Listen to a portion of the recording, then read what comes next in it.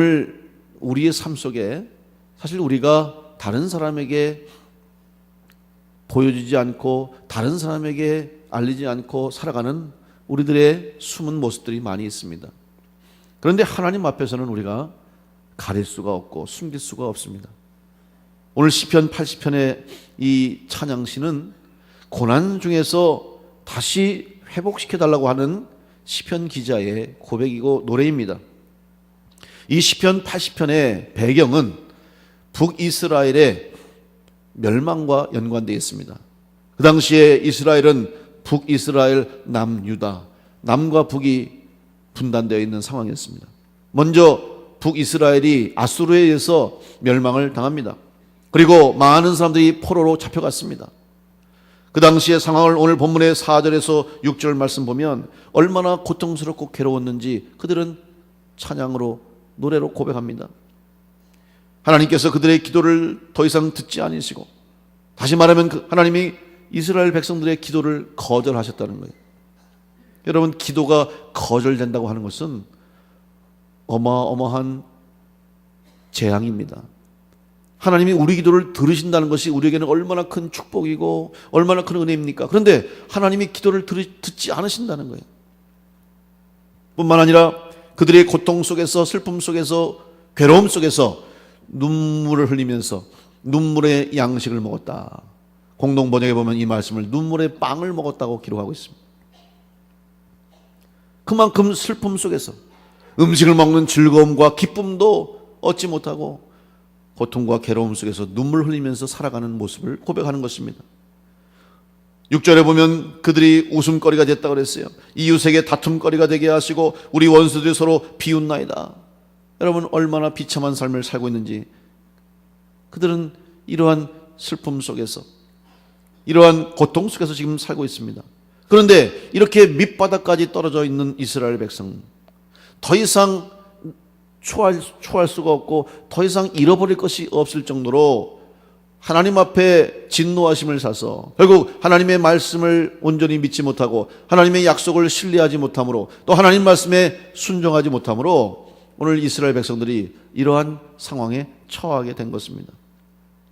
그런데 이것보다 더 중요한 문제가 있습니다. 그것은 바로 그들의 밑바닥이 드러나고 그들의 추함과 그들의 죄악이 드러나는 것, 이것보다 더 심각한 것은 그 이후에 이스라엘 백성들의 태도와 모습이라는 것입니다. 우리가 이때 어떻게 할 것인가?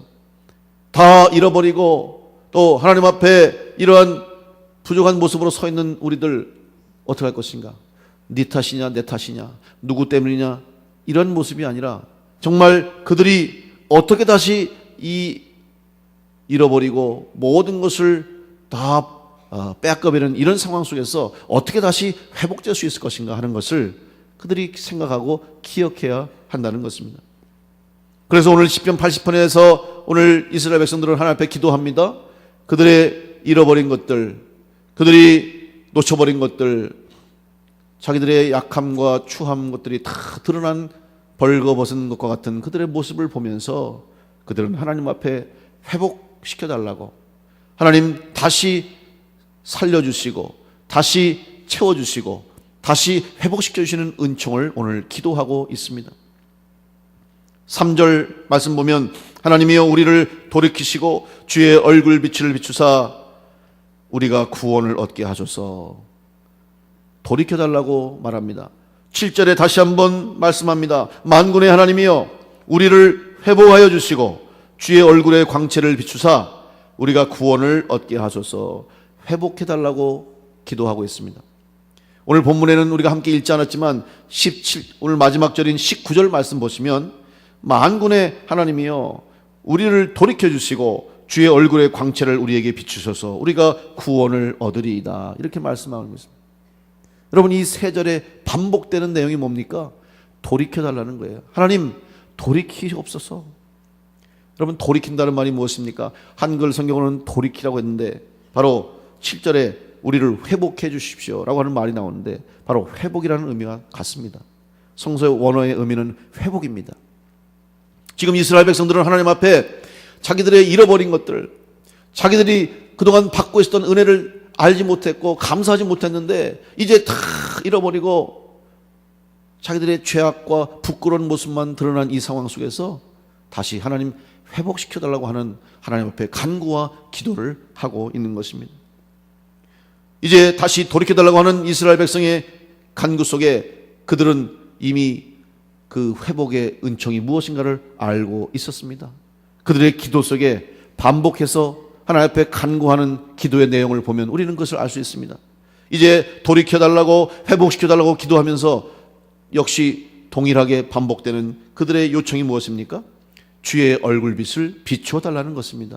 3절에도 주의 얼굴빛을 비추사, 7절에도 주의 얼굴의 광채를 비추사, 19절에도 주의 얼굴의 광채를 우리에게 비추소서 반복하면서 이제 우리가 회복되고 다시 새 은혜를 얻기 위해서는 주님의 얼굴을 우리에게 비춰달라는 간구와 기도가 있는 것입니다. 오늘 하나님께서 우리에게 빛을 비추어 주셔야 우리가 다시 살아나고 다시 회복될 수 있다고 하는 믿음의 고백인 줄로 믿습니다. 그런데 하나님께서 이 비춰주시는 빛을 구체적으로 우리에게 묘사해 주고 있습니다. 바로 주님의 얼굴의 빛을 비춰달라는 것입니다. 얼굴의 광채를 우리에게 비춰달라고 기도하고 있는 것입니다. 여러분, 성경에서 주님의 얼굴의 빛은 무엇을 의미합니까? 그것은 바로 하나님의 은혜요 복이라는 것을 우리에게 말씀하고 있습니다. 민수기 6장 24절에서 26절 말씀 보면 하나님 우리에게 주시는 복이 어떤 복인지 자세하게 말씀합니다.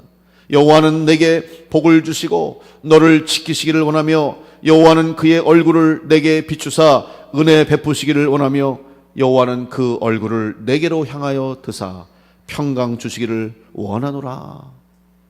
여러분, 하나님께서 우리에게 은혜를 주시는데 복을 주시는데 얼굴을 우리에게 비춰주신다고 그랬어요. 얼굴의 광채를 우리에게 비춰주시고 얼굴을 우리를 향해서 드시고 우리에게 그 빛을 통하여서 복을 주시고 은혜를 주시고 회복시켜 주신다고 하는 말씀을 하고 있는 것입니다. 오늘 다시 한번 우리의 삶 가운데 여러분, 우리가 잃어버리고 있는 것이 얼마나 많습니까? 오늘 우리가 상실한 것이 얼마나 많습니까?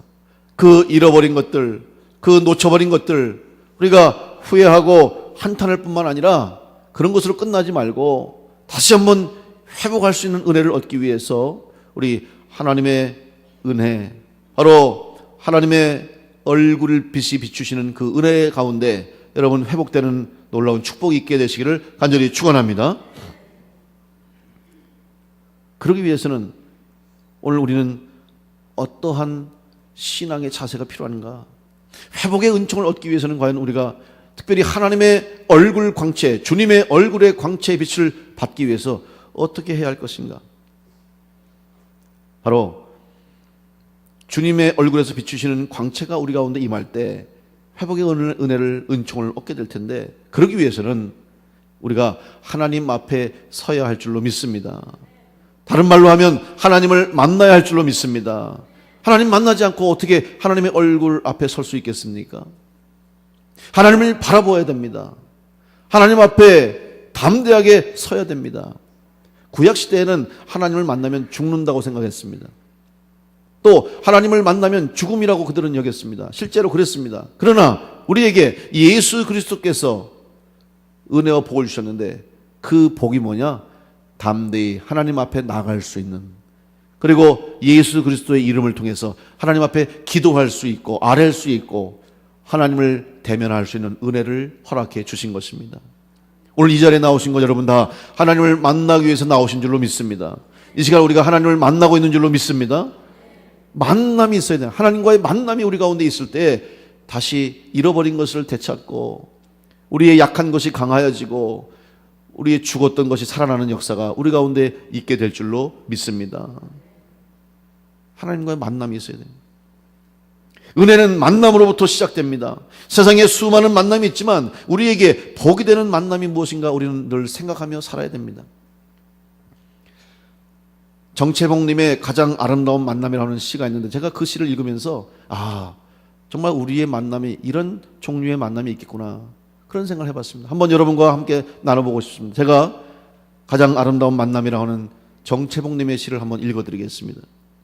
가장 잘못된 만남은 생선과 같은 만남이다. 만날수록 비린내가 묻어오니까. 가장 조심해야 될 만남은 꽃송이 같은 만남이다. 피어있을 때 환호하다가 시들면 버리니까. 가장 비천한 만남은 건전지와 같은 만남이다. 힘이 있을 때는 간수하다가 힘이 다 닳았을 때는 던져버리니까. 가장 시간이 아까운 만남은 지우개 같은 만남이다. 금방의 만남이 순식간에 지워져 버리니까. 가장 아름다운 만남은 손수건 같은 만남이다. 힘이 들 때는 땀을 닦아주고 슬플 때는 눈물을 닦아주니까. 여러분은 어떤 만남을 갖고 계십니까? 또 여러분을 만나는 다른 사람들에게 여러분은 어떤 만남을 주는 사람으로 살고 있습니까? 정말 어떤 사람은 만나면 만날수록 저 사람은 만나면 안 되겠다 이렇게 생각하는 사람도 있죠. 또 어떤 사람은 필요할 때만 찾아오는 사람이 있어요. 평상시에는 전화도 없고 연락도 없다가 자기가 필요하면 꼭 전화해서 도와달라고 그러고 전화해서 필요한 걸 요청하는 사람이 있어요. 또 어떤 사람은 힘 있는 사람, 자기에게 유익이 되고 자기에게 도움이 될 것 같으면 만나고 가까이 하는 사람이 있어요. 또 의미 없이 정말 스쳐 지나가는 것 같은 순식간에 그냥 사라져버리는 그런 만남도 또한 있습니다. 그런데 정말 우리의 만남은, 특별히 우리 믿는 성도들의 만남은 여러분 때문에 누군가가 내가 저 사람 만나길 참 잘했다. 저 사람 만난 게 나에겐 참 축복이야. 내가 저 사람 알게 돼서 너무 기쁘고 너무 귀해. 여러분, 이런 소리를 우리가 들어야 될 줄로 믿습니다. 그런 만남을 갖게 되는 우리 성도들 되시기를 간절히 축원합니다. 우리 그리스도인들은 이 세상의 누군가에게 바로 이런 좋은 만남을 줄 수 있는, 그리고 그들의 삶에 힘이 되고 소망이 되는 그런 만남을 이어가야 할 것입니다. 그런데 반드시 그런 만남이 되기 위해서는 오늘 우리들이 하나님과 만나야 됩니다. 내가 하나님 만나지 않고서는 다른 사람을 위로할 수 없습니다.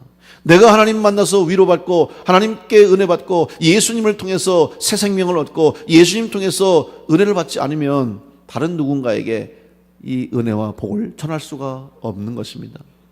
먼저 여러분이 하나님 만나고 먼저 여러분이 주님을 만남으로 회복의 은혜를 받으시고 새로워지는 은혜를 얻음으로 다른 사람에게까지 이 축복의 만남을 전해줄 수 있는 축복의 통로가 다 되시기를 간절히 축원합니다. 오늘 우리는 만남의 축복을 받았습니다. 바로 하나님을 만나고 하나님께서 우리에게 예수 그리스도를 보내주셔서 예수님을 만날 수 있는 은혜를 우리는 얻게 된 것입니다. 성탄의 기쁨이 무엇입니까? 바로 예수님을 만났다는 거예요. 그래서 우리는 이 예수 그리스도를 선물로 받은 것입니다. 여러분, 선물의 의미는 무엇입니까? 기쁨이요. 또 선물의 의미는 축복입니다.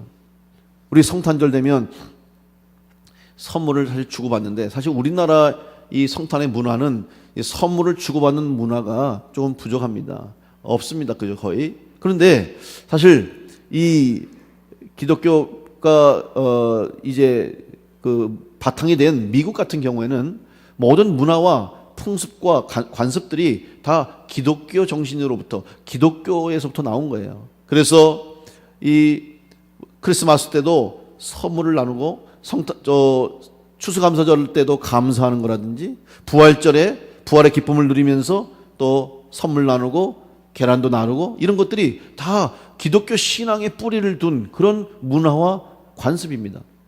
근데 성탄절에는 선물을 다 준비해요. 그래서 제가 미국에 있을 때 보면 이 성탄절 앞둔 지금 아마 이번 주가 피크가 될 것 같아요. 이 성탄절 앞둔 한 주간은요, 백화점이나 또 몰 이런 데 가보면 사람들이 얼마나 많이 몰려오는지. 왜? 선물 사려고. 다 가족들 성탄절에 모여서 식사를 하는데 가족들에게 다 선물을 준비해요. 크든지 작든지 뭐든지 하나씩 가족을 위해서 다 준비하는 거예요. 부모님은 자녀들을 위해서, 자녀들은 부모님 위해서, 형제 자매끼리, 친구들끼리, 사랑하는 사람들끼리 다 이렇게 모여서 식사하면서 선물을 준비하는 거예요. 그래서 함께 성탄을 기뻐하면서 축하하면서 선물 나누고 기뻐하고 웃고 식사하고. 여러분, 이게 왜 그럴까? 이게 신앙적인 의미가 있는 거예요. 선물이 무엇을 의미합니까? 선물은 예수님을 의미하는 거예요. 예수님께서 이 땅에 하나님께서 주신 구원의 선물로, 사랑의 선물로 이 땅에 오셨습니다. 그렇기 때문에 그 선물을 나누면서 우리도 예수님의 사랑을 받았는데, 선물을 하나님으로부터 받았는데 나도 이 선물을 나눕시다, 이 사랑과 기쁨을 나눕시다 라고 선물을 주는 거예요.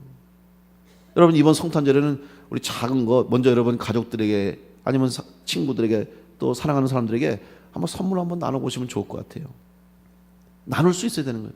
제가 요맘때만 되면 마음이 조금 힘들어요. 뭐가 힘드냐면 편지를 많이 받는데 무슨 편지인지 궁금하시죠? 연애 편지도 아니고 교회나 기관에서 도와달라는 편지가 얼마나 많이 오는지 몰라요. 생전 알지도 못하는 교회와 목사님들이 자기 교회 상황을 설명하면서 이렇게 어렵습니다, 우리 이렇게 교회를 지금 세우고 있습니다, 이렇게 참 힘듭니다, 도와주시면 참 힘이 되겠습니다. 그 편지 읽을 때마다 참 마음이 무거워. 마음 같아서는 다 도와주고 싶은데 제가 무슨 돈을 찍어낼 수도 없고 참 마음이 무거워요. 우리도 지금 선교하고 있고 여러 교회를 돕고 있지만 어차피 한계가 있지 않나요? 그래서 참 제가 어떨 때는 그냥 보낼 수가 없으니까, 선교할 수 없고 후원할 수 없을 때는 잠깐이라도 기도하면서 하나님 좋은 손길을 통해서 하나님 필요한 은혜를 달라고 제가 미안해서 그냥 잠깐 기도하고 그리고 그냥 편지를 이렇게 버릴 때가 있어요. 여러분, 선물을 우리가 받았는데 주님께 받은 이 선물을, 하나님께부터 받은 이 선물을 우리가 함께 나눌 수 있는 그런 믿음의 그릇과 우리 또 하나님이 주시는 은혜를 나눌 수 있는 우리 교회와 성도들 되시기를 간절히 축원합니다. 하나님께서 우리에게 은혜를 주시는데 회복의 은혜를 주신 거예요. 그것은 바로 우리가 잃어버리고 또 우리가 다 상실했던 그런 것들을 다시 회복시켜 주시는 거예요. 사람이 살면서 가장 큰 스트레스가 무엇인지 아십니까? 심리학자들이 연구해 보니까 사람이 살면서 받는 스트레스 치수 중에 가장 첫 번째 큰 치수가 바로 가족을 잃었을 때랍니다. 그래서 먼저 가족 중에 세상을 떠난 분들이 계실 때 이 장례를 당했을 때 스트레스가 제일 커요. 왜 그러냐? 상실했기 때문에. 항상 같이 살고 항상 같이 함께 했던 가족 중에 한 사람이 세상을 떠났다고 하는 이 스트레스, 슬픔은 상실의 슬픔이기 때문에 가장 우리를 힘들게 한다는 거예요.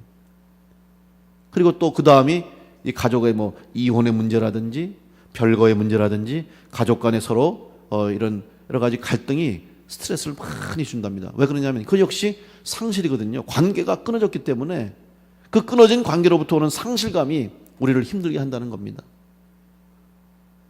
여러분, 오늘 여러분이 혹시 영적으로 힘들어 하십니까?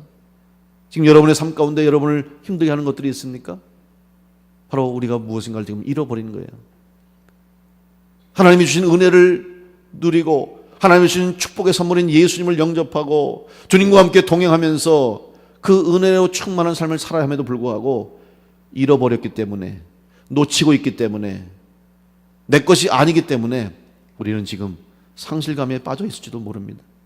바로 이런 오늘 우리들에게 하나님께서는 예수 그리스도를 통해서 다시 새롭게 하시고 또 잃어버린 것들을 다시 되찾게 해주시고 회복하게 하시는 은혜를 주시고자 우리 주님을 이 땅에 보내주신 줄로 믿습니다.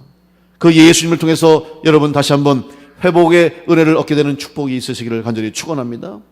베드로를 보십시오. 베드로는 실수가 많았던 사람입니다. 물론 예수님의 수제자로서 누구보다도 예수님을 믿고 따르는 제자 중에 가장 사랑받는 제자였습니다.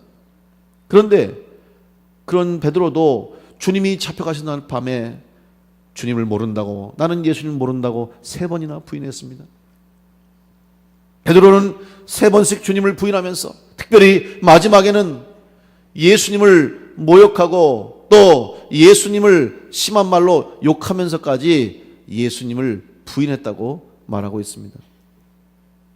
여러분, 그런 베드로, 그 후에 베드로가 무슨 마음을 가졌겠어요? 내가 왜 이렇게 됐나? 자기의 믿음을 잃어버렸다는 사실, 하나님께 또 예수님께로부터 받은 사랑과 은혜를 잊어버리고 주님을 부정하고 부인했다는 사실, 그래서 그가 그 사실 때문에 너무 괴로웠던 거예요. 결국 포기하고 스스로 집으로 돌아가서 예전처럼 갈릴리 호수에서 이제 그물을 던지며 고기를 잡는 어부의 생활로 돌아갔습니다.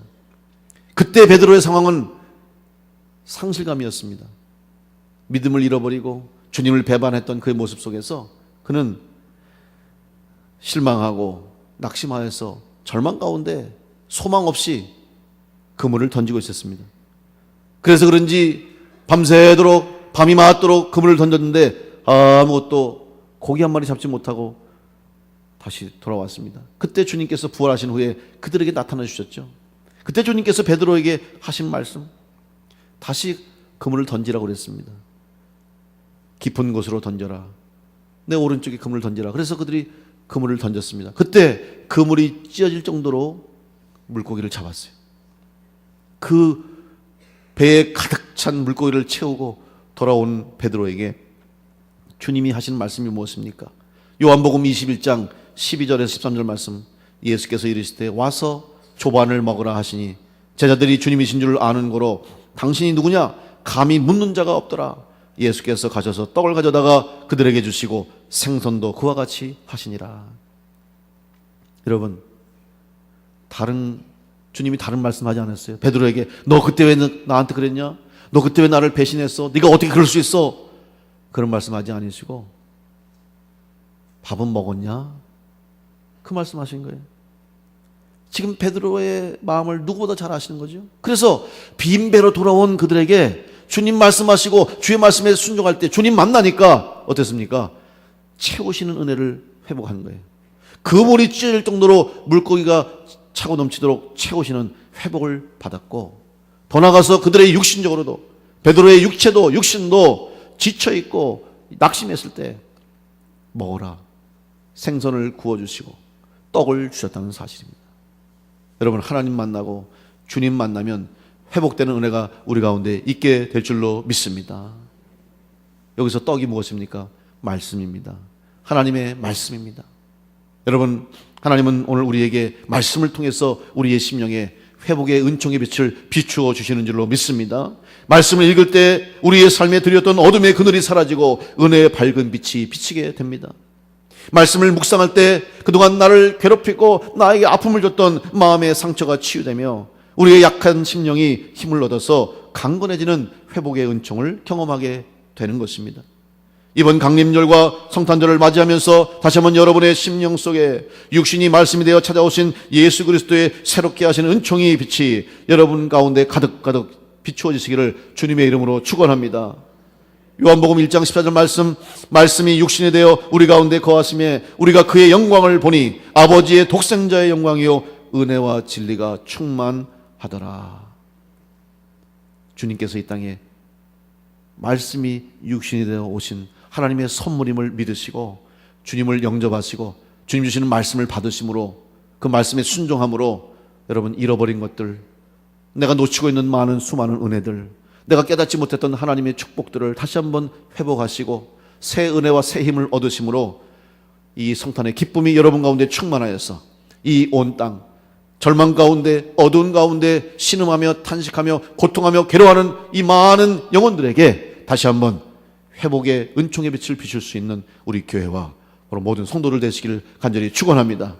그래서 주님께서 기뻐하실 수 있는 교회가 될 수 있도록, 주님이 여러분을 향해서 기뻐할 수 있도록 하나님 만나시고 주님 만나시고 회복의 은혜를 경험하여서 이 받은 축복과 은혜를 나눌 수 있는 그런 만남을 이어가셔서 하나님 앞에 큰 영광 돌리는 우리 복된 모든 성도들 되시기를 간절히 축원합니다.